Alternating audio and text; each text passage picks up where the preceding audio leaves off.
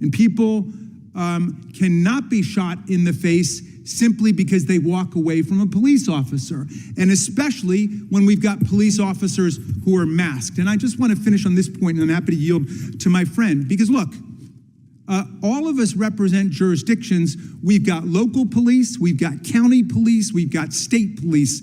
None of them are masked. We've got the Army, we've got the Navy, we've got the Marines. None of them are masked. We've got the National Guard. None of them are masked. Why is ICE masked?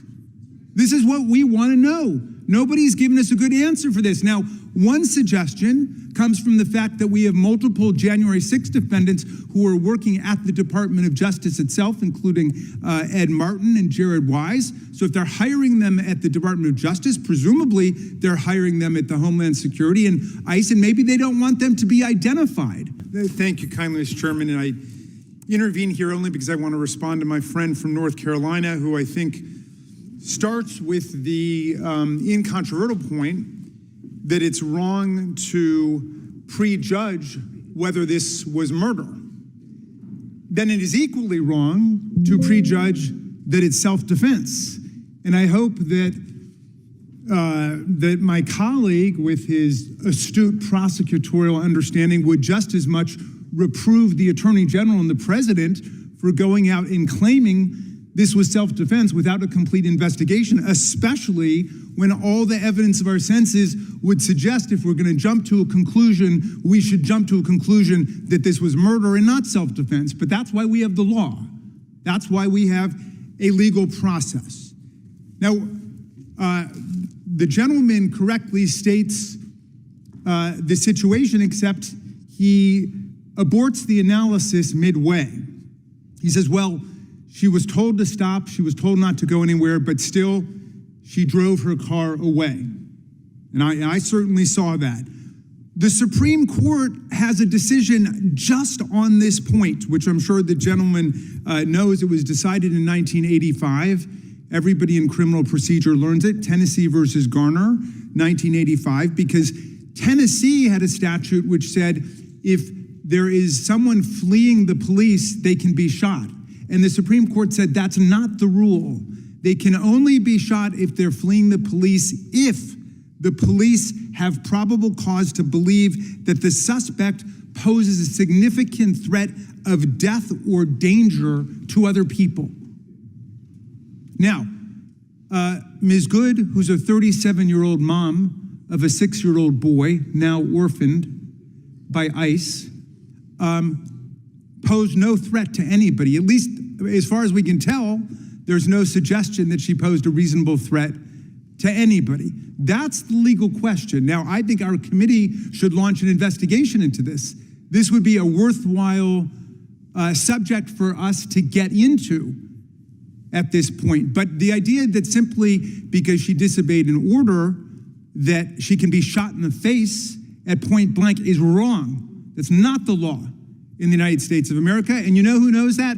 Everybody on this side of the aisle who talks about Ashley Babbitt.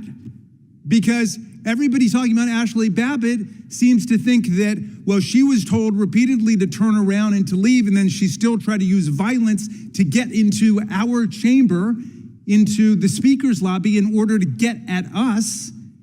And she was shot and repelled. And there were 2 different investigations which found that that was reasonable force used by the police because she was coming at them. But what we had in this case was this woman was trying to leave. She was trying to get away from it. She wasn't coming at the police. She was trying to get away from the police. So to the extent that we want to engage in an immediate post-mortem analysis, and I agree with the gentleman that this is why we have law. This is why we have a real legal investigation, and it is completely irresponsible for the president and the attorney general to be out there claiming against all evidence that this was self-defense. This is why we have law. Okay, then we should wait until we can make a final pronouncement upon that. But let's at least get down what the law is. This is the House Judiciary Committee, and people cannot be shot in the face simply because they walk away from a police officer, and especially when we've got police officers who are masked. And I just want to finish on this point, and I'm happy to yield to my friend, because look, All of us represent jurisdictions. We've got local police, we've got county police, we've got state police. None of them are masked. We've got the Army, we've got the Navy, we've got the Marines. None of them are masked. We've got the National Guard. None of them are masked. Why is ICE masked?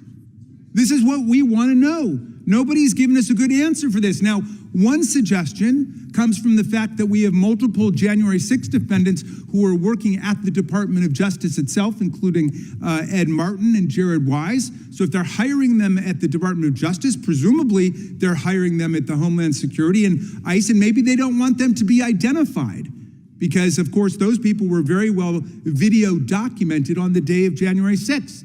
There's a lot of suspicion that that's why these people are being masked, and they're not even telling us why they're being masked. But it's precisely this episode which demonstrates why people are afraid of ICE and will try to move away from ICE rather than submit to their order, even when people need to submit to a lawful order of the police. Happy to yield to the gentleman. Well, and just in terms of the masks, I think it goes without saying that there is an element of undue danger when you deal with international criminals. But in regards to the facts of this case, is it not relevant the angle from the officer's perspective? The only angles I've seen have been from hindsight, where the officer was who pulled the trigger, and I'll stipulate it was a tragedy.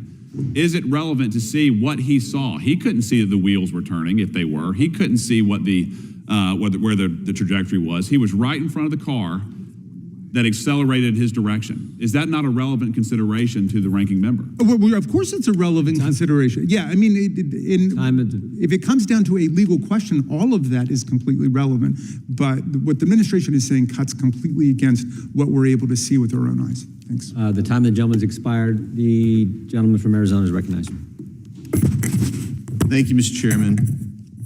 I find it interesting that the Democrats are calling for an investigation and yet at the same time labeling the shooting that took place in Minneapolis as a murder. It sounds to me like they've made up their mind. They called it a mercilessly gunned down, ICE using violence. The administration's in full-on propaganda mode, terrorizing, making our streets unsafe. I mean, you know what? There's not been one Democrat that I have heard since ICE has been enforcing the law, one Democrat at any level of government, local, county, state, federal, that has said to people, we don't like what ICE is doing, but you have to de-escalate the attacks on ICE. We don't like what ICE is doing. I haven't heard a single Democrat urging de-escalation. I haven't heard one Democrat urging that anti-ICE protesters step back, stand down, stop attacking, stop doxing, stop obstructing, stop inciting violence, stop inciting illegal conduct. I haven't heard one Democrat urge the public to obey orders of law enforcement. Would the gentleman yield? What I have heard is that Democrats have said, oh, they're wearing masks. They should be frightened of ICE. They're wearing masks. You've concluded that the woman posed no threat. But if the ICE agent, and then you argued the Garner, Tennessee case. But if the ICE agent believed there was a threat to himself or other agents, that doesn't save your argument, because even the Tennessee Garner case would justify the shooting. It would if the officer believed that he was in danger and in imminent harm. If the gentleman would yield, I can correct your misunderstanding. No, you've got. Well, I don't have enough time for that anyway. You're the one who's misunderstanding here.